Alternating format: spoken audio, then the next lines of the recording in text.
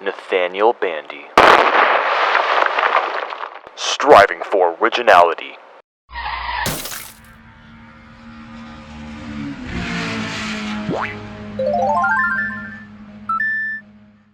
Moo Moo Meadows. Here we have a pretty basic track, which is a farm theme. Cows are the main gimmick as obstacles. You'll see them in one section of the course. Dodging the cows is generally pretty easy, but sometimes they really get in the way. Usually the final lap you'll see more of them on the road. Also, I love that all the cows have huge nose rings.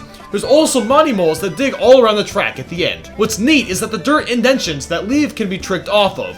The music is pretty happy and easygoing. You'll feel pretty relaxed cruising forward. There are a couple of ramps and a gliding ramp that you can use to spice up the race too. The dirt graphics are really well done. I love how the dirt sticks to your tires. The track design isn't all that challenging, but I don't expect it to be because it's supposed to be an easy warm-up track. The layout is very wide and open, so it can be easy getting past players. The end section can be a bit tricky at first. You need to play through it a couple times to figure out what route to take. All the grassy areas are easy to run into and can slow down if you aren't careful. Mario Circuit. You can just tell that Nintendo really tried their best to make a generic track different with this one, but the results are a mixed bag. Mario Circuit is a simple theme track. The road is normal with some grass on the sides. Around the beginning of the track, there's an anti-gravity section out of nowhere.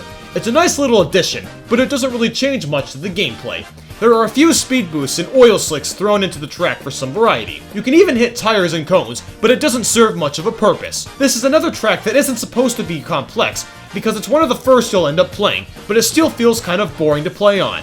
The end has a lot of turns you'll have to make, but they aren't all that challenging. Around halfway through, there's a ramp you can take to glide, but it doesn't seem to save much time. There's also a small shortcut near the end that requires a mushroom. The music is probably the best part. It's really exciting and just fun to listen to. Cheep Cheep Beach. Oh yes, the typical beach level. Cheep Cheep Beach's theme is pretty ordinary, but it's done really well. The track starts off on a bridge and you'll glide to the actual beach. The road gets pretty narrow, but you can actually swim in the water, which is really handy. You kind of have to figure out if you want to stay above or below land. Staying above land is harder because of the narrow road, but you move faster than you do underwater. However, the route is shorter underwater, so even though your cart moves slower, it's less road to drive on. There are ramps above and below the water, so it's a really good balance. You get the choice of picking where to drive. The rest of the track is pretty solid. It's actually a bit difficult for a beginner track. There's a lot of long turns, and there are crabs walking around that can slow you down. I really like how you'll see the Cheep Cheeps fly out of the water. It's a good callback from the classic Super Mario Bros. The music is definitely tropical themed. It flows perfectly with Cheep Cheep Beach. It makes you feel pretty chill despite how ghetto that may or may not sound. Toad's Turnpike. If you ever wanted to drive in real traffic in Mario Kart,